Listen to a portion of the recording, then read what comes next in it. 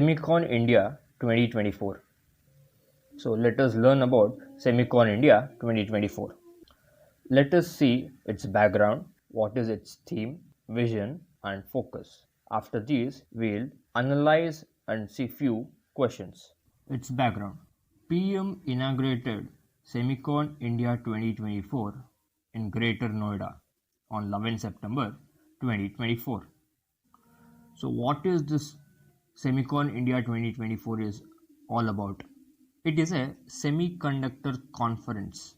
So this is a platform which brings all the top leadership of global semiconductor giants. It brings together global leaders, companies and experts of the semiconductor industry. So this helps India in building the semiconductor manufacturing ecosystem. So Semicon India 2024 is a platform to deliberate on various aspects of semiconductor ecosystem in India. Now, what is the theme of Semicon India 2024? The theme is shaping the semiconductor future. So how we are going to shape the semiconductor future? Primarily, there are few important or key areas which we have to focus. The first, semiconductor supply chain resiliency.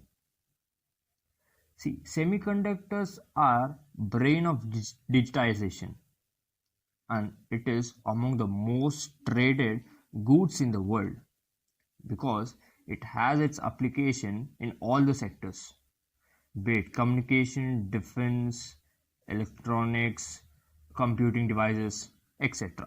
So, any disruption in the semiconductor supply chain will impact the global economy.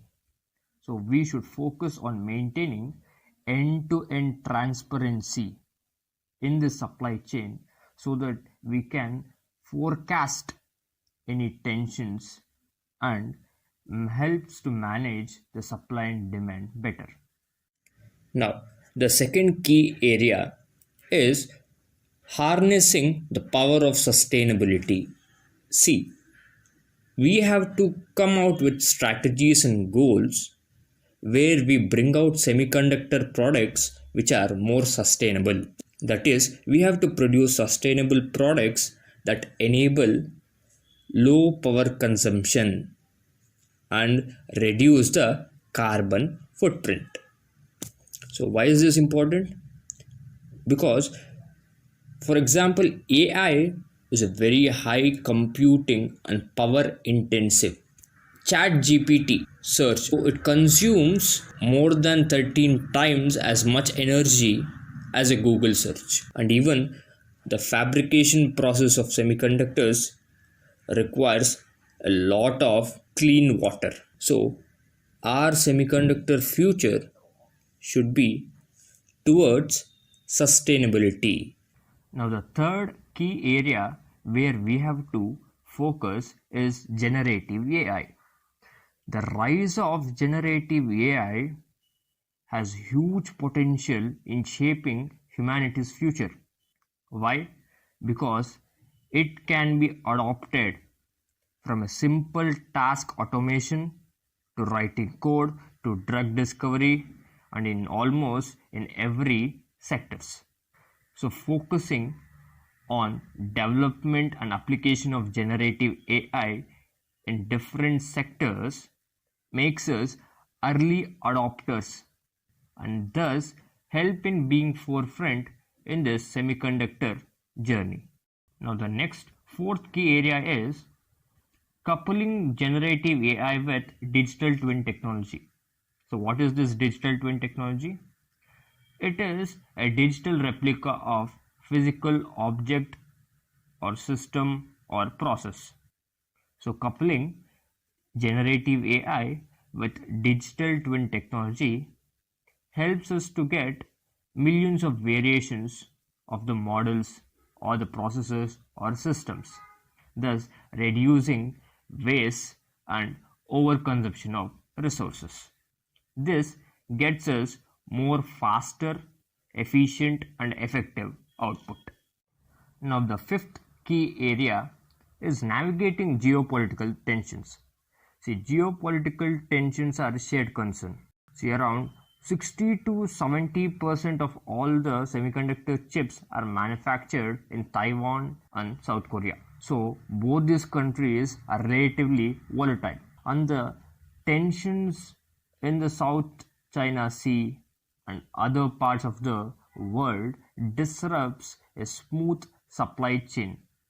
So we have to focus on strategic partnerships with semiconductor countries, and a strong public-private partnership model in the semiconductor industry helps in building a better semiconductor ecosystem. And Semicon India 2024 is one such step towards a better semiconductor future, where it is bringing all the stakeholders onto a single platform. Now, the sixth key area we have to focus is developing a diverse workforce. India has a huge young demography, so channelizing them with skill sets which is aligned to the present industry and market requirements helps us in shaping the semiconductor future better. So this could be achieved through industry and academia partnerships, granting scholarships, launching apprenticeships, internships, etc.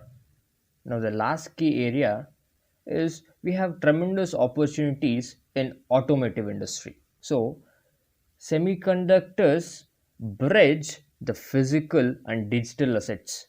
So it plays a crucial role in developing both the semiconductor ecosystem and automotive ecosystem.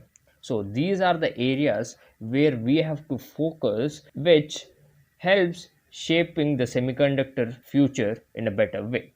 Now let us see the vision of Semicon India 2024. The vision is making India a global hub for semiconductor. So how can India become global hub for semiconductor? Focusing on all the key areas which I have mentioned earlier. Along with it, we have to focus on two aspects. One is make in India and make for the world. So make in India in this semiconductor industry is usage of Swadeshi land, Swadeshi labor, Swadeshi capital, Swadeshi entrepreneurship, Swadeshi technology, Swadeshi intellectual property. This helps us boosting our economy as well as self-resilient. Now, the second aspect is make for the world. We should not only be consumer, we should also be a large producer and supplier in this semiconductor industry to the world. By doing so, we will be a key player in this global semiconductor ecosystem. So this could be achieved through bringing foreign direct investments into our country, harnessing public-private partnerships, investments in research and development in semiconductor field, building startup and entrepreneurship ecosystem in this area. So strategizing our trade partnerships helps us in navigating the geopolitical tensions, which ensures a smooth supply and demand from raw materials to the end products. So focusing on all these areas and India being early adopters in this field helps us to become global hub for semiconductor. So far, we have learnt about Semicon India 2024, its background, its theme, and how India can shape a better semiconductor future, the vision of making India a global hub for semiconductor, and the focus on make in India and make for the world in semiconductor field. Now, let us see few more questions. The first question is, how semiconductor is basis of digital age? So, semiconductors are the foundation of digital age because of its varied applications, be it from data storage, data computing, or driving innovation. So let us see.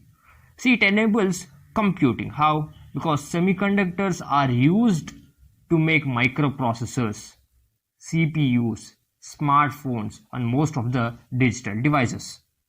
The second point is the power of internet. Semiconductors are used in servers, routers, and other networking equipment. This helps in enabling a smooth data transmission and communication. The next is data storage. Semiconductors are used in memory chips, hard drives, so this helps in storing the data and its retrievals. The next is it drives innovation. So it is a basis of emerging technologies like artificial intelligence, blockchain, Internet of Things, Web 3.0, etc. The next point is it facilitates connectivity and accessibility because semiconductors are used in Wi-Fi, Bluetooth chips, smartphones. So this enables connectivity, communication, mobility, and accessibility to the digital products. The last is its advancements in various sectors, be it from day-to-day activities to healthcare, transportation, autonomous vehicles, or governance system. So finally, semiconductors are transforming the way we live, the way we work, and the way we communicate. Thus, semiconductors are the building blocks of modern technology and digital age. Now, a similar kind of question could be asked, what is the role of semiconductors in digital age? So we'll be using all the previous points, and you can also add its role in cybersecurity. That is how semiconductors play an important role in cyber transactions or online transactions, from a secure authentication, encryption, and decryption of online transactions and data protection. So it plays an important role in the era of digital India. Now, the next question is role of semiconductors in governance. Semiconductors play a significant role in key areas of governance, such as the first point is digital infrastructure. Semiconductors power the servers, data centers, networks that support government services, databases, and applications. The next point is it secures authentication and identification. Semiconductors being used in biometric sensors enable secure citizen identification and authentication. The third point is digital payments and financial inclusion. Semiconductors facilitate secure contactless transactions. This helps in financial accessibility, and one such prime example is the usage of UPI. The next point is data analysis and decision making. Semiconductors enable fast data processing, which helps in taking quick decisions at the crisis moments. The next is cybersecurity and data protection. It plays a prominent role in secure encryption, decryption, authentication, safeguarding sensitive government data and citizens' data. The next point is smart cities and infrastructure. Semiconductors power Internet of Things, smart grids, intelligent transportation systems. This enhances urban planning and management. The next is e-voting and digital democracy. It enables secure, transparent, efficient electronic voting systems. This strengthens democratic processes. And the last is public safety and surveillance. Semiconductors support intelligent surveillance systems like high-tech cameras, drones, drone cameras. This helps in emergency response network and public safety communications. So these are a few things where semiconductors plays a prominent role in governance by enhancing efficiency, transparency, and citizen engagement. Now the next question is role of semiconductors in local self-government. See, these are the areas where it plays a prominent role. One is smart city infrastructure, that is IoT, Internet of Things, smart grids, intelligent transportation systems. All this enhances urban planning and management, and even in the villages, it plays an important role in surveying the land systems. The next point is digital services and payments. The usage of UPI, which facilitates secure, contactless, and safe transactions. This expands the financial access to unbanked areas. The next point is citizen engagement and feedback. Semiconductors enable digital platforms for citizen partnership, feedback, and grievance redressal.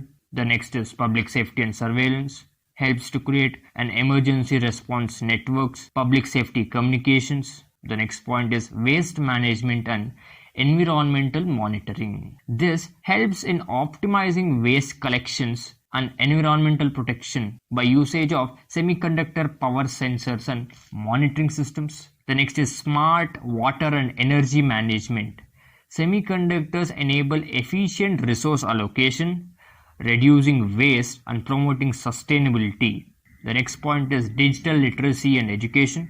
It supports digital learning initiatives which ultimately enhances education and skill development. And finally, transparency and accountability. It enables digital record keeping, tracking, and monitoring. All this helps in reducing corruption and ultimately enhances accountability. So these are the few roles where semiconductors plays in grassroots levels. The next question is role of semiconductor in disaster management. So it plays a crucial role in disaster management in these areas. One is early warning system. The semiconductor power sensors and monitoring system helps detecting natural disasters like earthquakes, floods, and landslides. The next is communication networks. It enables rapid communication, facilitating emergency response, coordination, and evacuation. The third point is data analytics. Semiconductor supports fast data processing, big data processing. These helps in analyzing weather patterns, disaster risk, and response effectiveness. Helps in mapping disaster prone areas, aiding our preparedness in any unforeseen circumstances. Its usage in IoT sensors. So semiconductors power IoT sensors.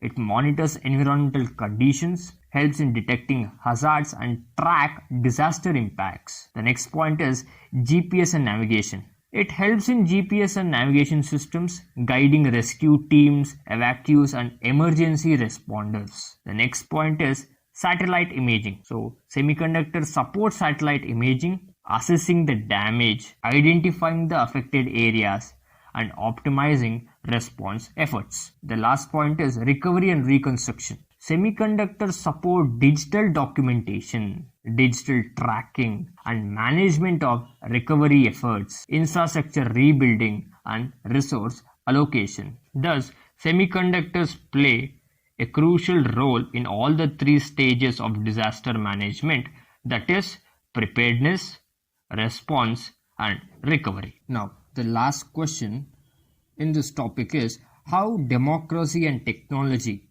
together can ensure the welfare of humanity. So, before dealing with this question, let us see what does democracy mean here. See here, democracy in the above question means the government of the people, the free and fair elections, protection of individual rights, rule of law, transparency and accountability, inclusive decision making, so on. So now let us deal with the question, that is how democracy and technology together can ensure the welfare of humanity. So this is how both these two, democracy and technology, can ensure the welfare of humanity. First is digital governance, like online portals, apps for citizens to access government services, reducing bureaucracy and corruption, that is minimum government and maximum governance. The next point is Aadhaar and direct benefits, technology based direct benefit transfers, ensuring subsidies and aid reach the intended beneficiaries. The third point is expanding the technological services. So technology helps in expanding healthcare access, financial access, digital access, especially in rural areas through various digital platforms. The next point is citizen engagement platforms, online forums for citizens to participate in policy making or report grievances or engage with officials. These help in welfareism. Now coming to environmental aspect, environmental monitoring and management, technology enabled tracking and mitigation of pollution, climate change, and natural disasters. These ensures environmental sustainability. The next point is disaster response and management. So technology can be leveraged for swift response, relief, and rehabilitation during natural disasters. The last point is inclusive economic opportunities. So digital platforms enables entrepreneurship, skill development, job creation. So by harnessing technology, India's democratic system can become more responsive, inclusive, and effective, ensuring the welfare of its citizens. So, a final recap of what we have learnt. We have learnt Semicon India 2024, its background. The next is theme, how India can shape the semiconductor future in a better way. The next is vision of making India a global hub for semiconductor. The next is our focus on make in India and make for the world in semiconductor field. Next, we learnt about how semiconductor is basis of digital age or role of semiconductors in digital age. Next, we have seen the role of semiconductors in governance, in grassroots levels, and in disaster management. Finally, we learnt about how democracy and technology together can ensure the welfare of humanity. I hope you liked the comprehensive coverage of the news Semicon India 2024. Please let me know in the comment section both positives and negatives of my coverage on this topic. If you feel it was easy to understand and could also be a help to your friends, only then you share. And also, if it matches your wavelength, only then you subscribe for more upcoming videos. Or else, don't share, don't subscribe. Thank you.